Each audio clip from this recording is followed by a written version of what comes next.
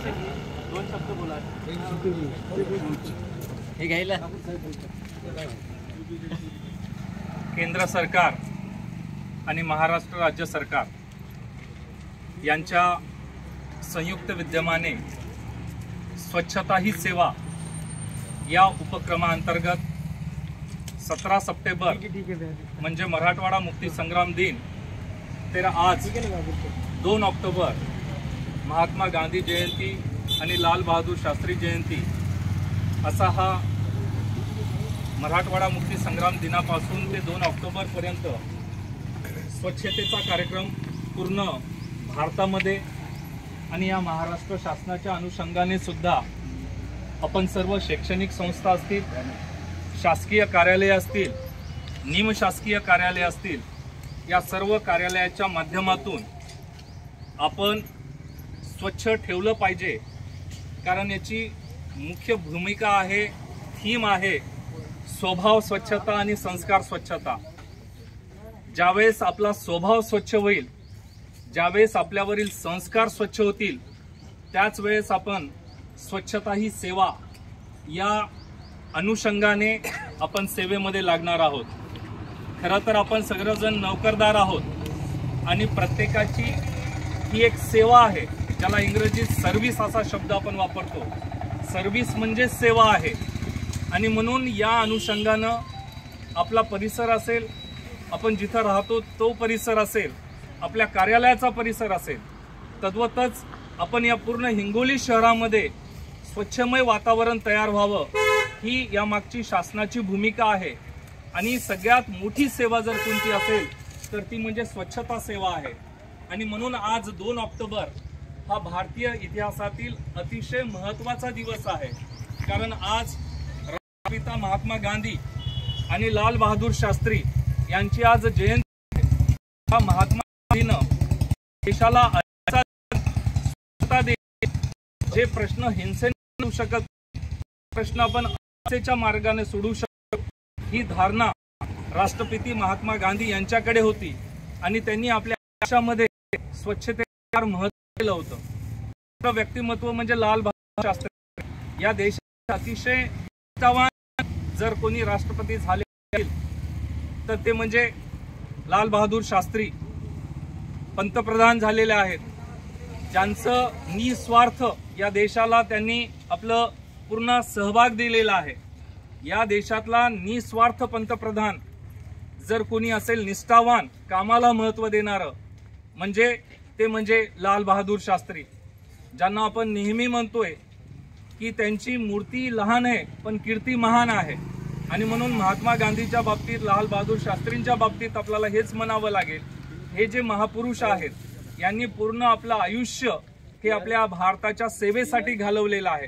आणि त्यांचीच प्रेरणा घेऊन आपण हा मराठवाडा मुक्ती संग्राम पासून ते आज 2 ऑक्टोबर पर्यंत या देशामध्ये, या राज्यामध्ये आणि या जिल्ह्यांमध्ये आणि प्रत्येक शहरामध्ये आपण स्वच्छता मोहीम राबवत आहोत। आज मला या ठिकाणी आनंद होतोय की ज्या नगर परिषद हिंगोलीला अनेक शासनाचे पुरस्कार मिळालेले आहेत, मागेच काल परवा वसुंधरा राजे हा पुरस्कार, स्वच्छता पुरस्कार या नगर परिषद हिंगोलीला मिळालेला आहे।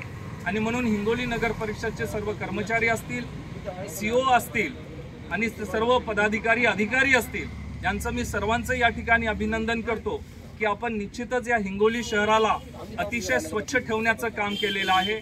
आणि आज नगर परिषद हिंगोली आणि शिवाजी महाविद्यालयाचा राष्ट्रीय सेवा योजना हा विभाग, या दोन्ही विभागाच्या संयुक्त विद्यमाने आज आपण या ठिकाणी नगर परिषदचा आजूबाजूचा जो परिसर आहे हा परिसर आपण आज स्वच्छ करत आहोत। आणि म्हणून आम्ही सर्व उपस्थितांना विनंती करतोय की याच्यामध्ये कुठेही लाज नाहीये, हे आपलं स्वतःसाठी कार्य आपण करतोय, आपल्या स्वच्छतेसाठी आपण हे कार्य करतोय।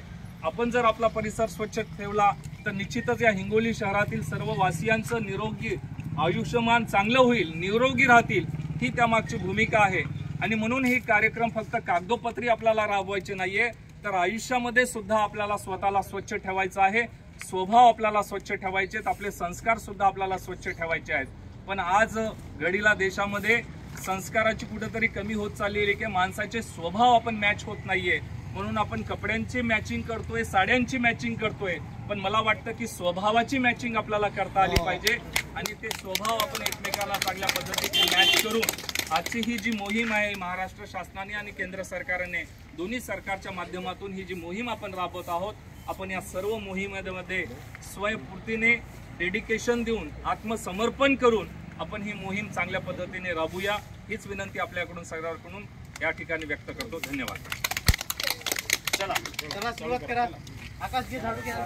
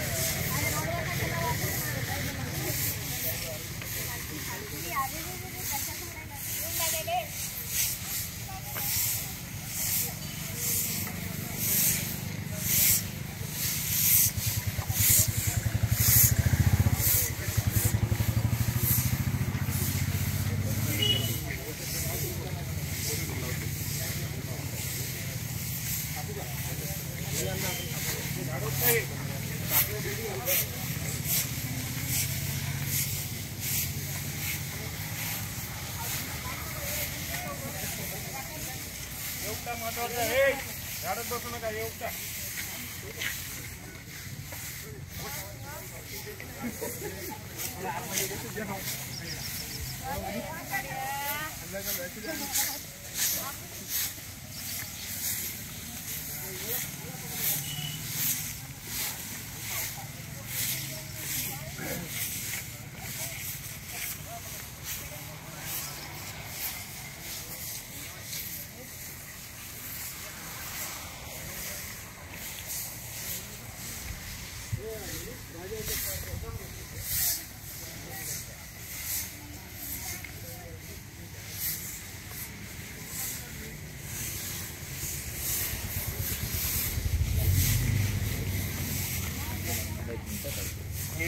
कोयते आणले होते ना कापायला